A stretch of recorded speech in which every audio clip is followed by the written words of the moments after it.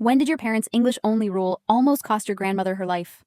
What would you do if the one rule your parents enforced could have killed someone you loved?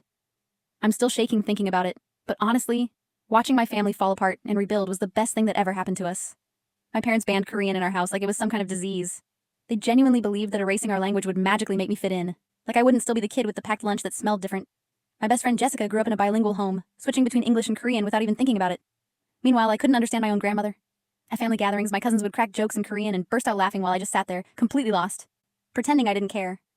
When Grandma moved in with us because of her heart condition, she'd try telling me stories, and all I could do was nod and smile like an idiot. Mom would lecture me constantly about assimilation. She'd pull out old photos and say, "Look what we survived. People mocked our accents, treated us like we didn't belong. Your father's a dentist now. I work at the hospital. We sacrificed everything so you could have opportunities." I'd try arguing that plenty of successful people speak multiple languages, but she'd just shake her head. They went nuclear and blocked every Korean streaming site on our Wi-Fi.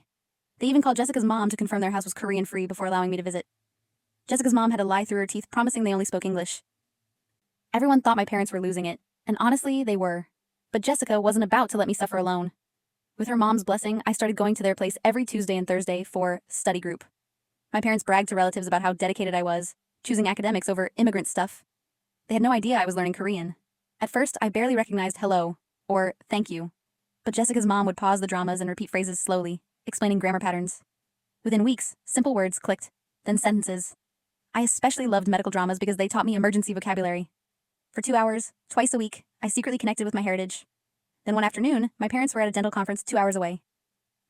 I was home alone with Grandma when I heard a loud crash from downstairs. I called out her name. Nothing. I sprinted down and found her collapsed on the kitchen floor, her face drooping on one side. She tried speaking, but only Korean came out. Her words were slurred, desperate.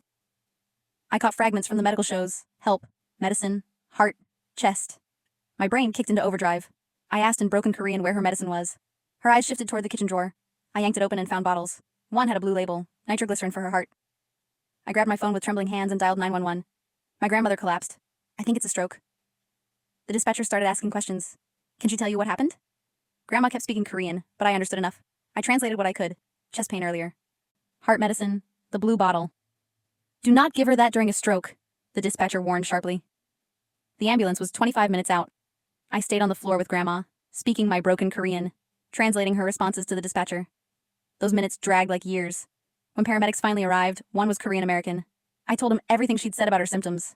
He looked stunned. You speak Korean? I admitted I'd learned from TV shows. At the hospital, the ER doctor found my parents in the waiting room. Your daughter's translation saved your mother's life, he said. After a stroke, patients often lose their second language and can only speak their native tongue. Without your daughter understanding basic Korean, we wouldn't have known about